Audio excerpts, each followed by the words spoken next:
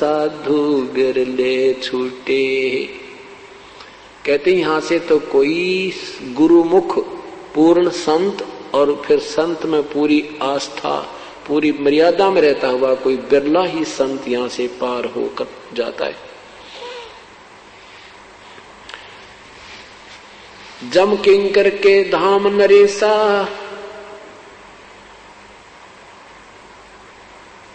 जम किंकर के धाम नरेसा, सठ दर्शन के बंधे केसा, विष्णु पुरी लुटी विद भारी, जहाँ चंदा बदनी कामनी नारी, भोग विलास करें जहाँ प्राणी, बोर परत हैं चारों खानी।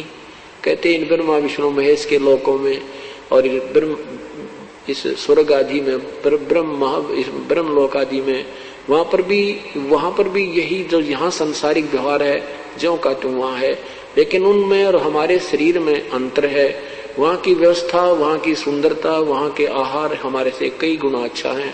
जैसे एक तो गरीब व्यक्ति मजदूर व्यक्ति की व्यवस्था होती है, उसका शरीर होता है, एक अच्छे साहूकार सेठ बड़े अधिकारी की व्यवस्था होती है, उसका शरीर भी अच्छा होता है, उसका खान पान उनका घूमन फिरन की कोठी भी अच्छी। इतना अंतर कहते हैं यहाँ के और वहां के स्वर्ग में है। लेकिन वहां भी क्या कहते हैं, भोग विलास करे जहाँ प्राणी, बोर परत है चारों खानी।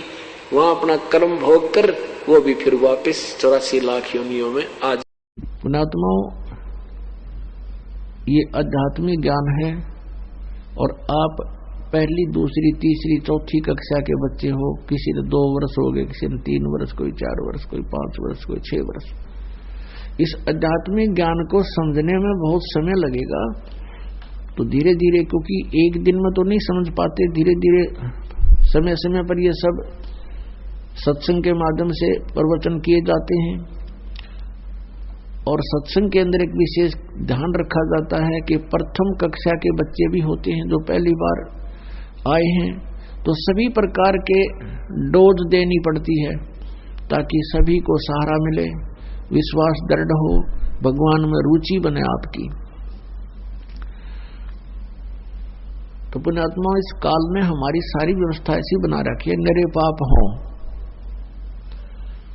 तो इस प्रकार हम संतानोत्पत्ति करते हैं, वो ब्रह्मा जी के ही विभाग में आती है।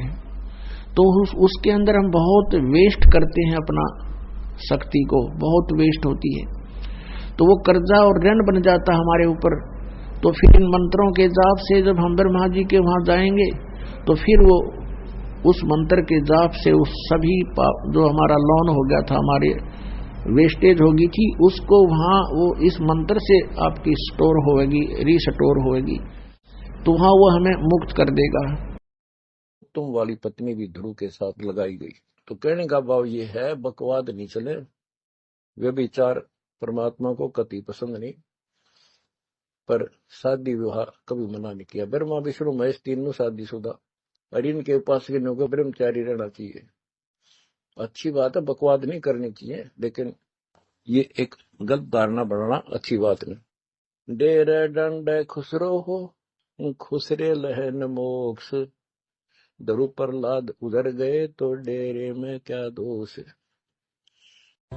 Praise the Lord. मेरे प्रभु परमेश्वर का यह इच्छा है कि हम पवित्र बने, अर्थात व्यभिचार से बचे रहे। क्या आप जानते हैं कि व्यभिचार क्या है? मेरे प्रभु व्यभिचार 3 प्रकार के होते हैं। पहला, शारीरिक व्यभिचार। ये शारीरिक व्यभिचार क्या है? मेरे प्रभु, यदि कोई पति पत्नी के रिश्ता को छोड़ अन्य किसी पुरुष के साथ या स्त्री के साथ या अन्य शरीर के साथ या डॉल के साथ या हस्तमैथुन करता हो या विवाह से पहले अगर किसी के साथ शारीरिक संबंध बनाता हो, तो यह है शारीरिक व्यभिचार।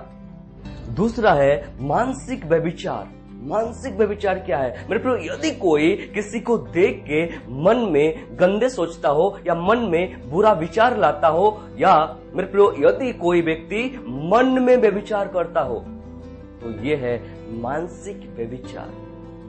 तीसरा है आत्मिक व्यभिचार। आत्मिक व्यभिचार क्या है? मेरे प्रभु, यदि कोई सच्चा ईश्वर को छोड़ टोना करने वाले, ओझाओं के पीछे भूत साधने वाले या अन्य कोई वस्तु को ईश्वर करके उसका आराधना करते हैं, तो यह है आत्मिक व्यभिचार। मेरे प्रियो, हमें इन सारे व्यभिचारों और व्यभिचारियों के संगति से बचे रहना चाहिए, क्योंकि ये देह प्रभु का है और प्रभु इस देह का है। इसलिए इस देह के द्वारा परमेश्वर का महिमा करना चाहिए, क्योंकि कोई भी व्यभिचारी कभी भी परमेश्वर के राज में प्रवेश नहीं कर पाएंगे। इसलिए मेरे प्रियो, अपने आप को पवित्र रखिए,